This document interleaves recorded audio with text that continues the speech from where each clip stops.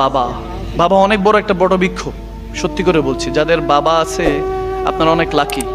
ঘরে গিয়ে বাবা বলে ডাকতে পারেন, আব্বা বলে ডাকতে পারেন, আব্বু বলে ডাকতে পারেন। কিন্তু অনেকে যারা বাবা নেই তারা এখন আর বাবা বলে ডাকতেও পারে না, আর বাবার ওই শব্দটাও আসে না। মোবাইলের মধ্যে অনেক সময় নাম্বারটা আসে কিন্তু ওই কলটা আর আসে না, কলটা আর আসে না। এমন আমাদের বাঙালি ছেলেরা যারা আছে বাবাকে অনেক ভালোবাসে, ভালোবাসা যেটা বলতে পারে না। একদিক দিয়ে বাবা আসলে এক রাস্তা দিয়ে বাবা ঢুকলে আরেক রাস্তা দিয়ে দৌড়, ঠিক কিনা? কিন্তু মার কাছে গিয়ে সব আবদার, কক্সবাজার যাবে, ঘুরতে যাবে, বিভিন্ন জায়গায় ঘুরতে যাবে, সিলেট যাবে, জাফলং যাবে, মার কাছে গিয়ে চলে যায় ধরবে, মা একটু বাবাকে বুঝাও না। বন্ধু বান্ধবরা যাচ্ছে, আমরা একটু দরকার, যাওয়া দরকার, একটু ঘুরতে চাই। হুজুর বলছে সিরুফিল আর জমিন ভ্রমণ করলে আল্লাহ জ্ঞান বাড়িয়ে দেয়। সুবহানাল্লাহ। জমিন ভ্রমণ করলে জ্ঞান বাড়িয়ে দেয় কে?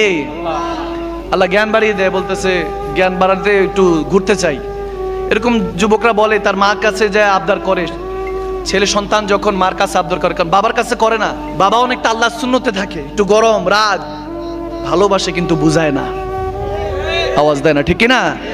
কারণ বাবাটা ওই রাগ কেন নিয়ে থাকে? কারণ বাবাটা জানে যে বাবারে এই জায়গায় তুইও থাকবি, এই জগৎ সংসারে যুদ্ধ করে বাঁচতে হবে, আওয়াজ দেয় না, ঠিক না?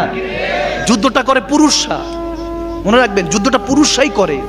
মা বোনরা যে যুদ্ধটা করে এটা ঘরে, ওনাদের স্যাক্রিফাইস আবার আলাদা, কিন্তু পুরুষের স্যাক্রিফাইসটা সবচেয়ে বেশি। পুরুষ কোনো সস্তা বিষয় না, পুরুষ একটা দায়িত্ববান একটা ব্যক্তির নাম, আওয়াজ দেয় না? সবচেয়ে ভারী জিনিসটা নিয়ে পুরুষ চলে, সেটা কি জানেন? খালি পকেট। যখন পকেটটা খালি থাকে ওই পুরুষটা জানে কিভাবে ঘরের মধ্যে খাবার দাবার আনবে, রিজিক আনবে, নয়তোবা মা স্ত্রী সন্তান সবাই না খেয়ে থাকবে। পুরুষের সারাদিন চিন্তা, মাথার মধ্যে চিন্তা থাকে কিভাবে ইনকাম করব, কিভাবে রিজিক অন্বেষণ করব। পুরুষদের খালি এই চিন্তা থাকে। তবে আপনাদেরকে আমি একটা ছোট্ট দোয়া শিখিয়ে দিয়ে যাচ্ছি, এই দোয়া করলে রিজিকে কখনো ঘাটতি আসবে না।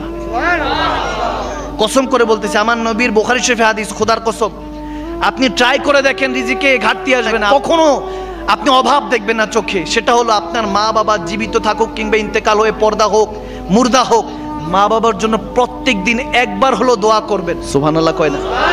আমার নবীর বুখারী শরীফের হাদিস, রব্বানা গফিরলি ওয়া লিওয়ালিদাইয়া ওয়া লিল মুমিনিনা ইয়াওমা ইয়াকুমুল হিসাব। কোরআনের আয়াত বলতেছি, নবীজি বলতেছে কোরআনের মধ্যে এই আয়াতটা আছে।